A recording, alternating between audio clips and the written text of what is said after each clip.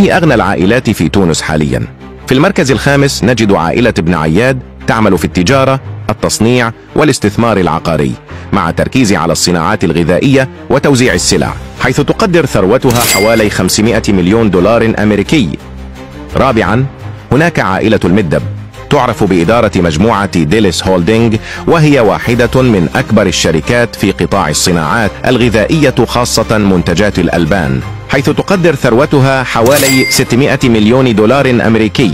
في المركز الثالث هناك عائلة بوشماوي، تعمل في مجالات الطاقة والنفط والبناء والصناعات الثقيلة.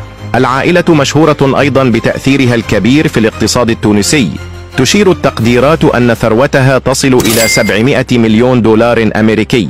في المركز الثاني نجد عائلة إدريس، تتركز استثمارات العائلة في السياحة، إدارة مجموعة فنادق راقية، إضافة إلى استثمارات في النقل والخدمات، حيث تصل ثروتها إلى حوالي مليار دولار. جاءت عائلة المبروك في المركز الأول، تمتلك هذه العائلة مجموعة شركات كبيرة تعمل في تجارة التجزئة مثل سلسلة كارفور ومونابري، والصناعات الغذائية دانون، والبنوك منها البنك العربي التونسي، حيث تقدر ثروتها حوالي مليار و100 مليون دولار أمريكي.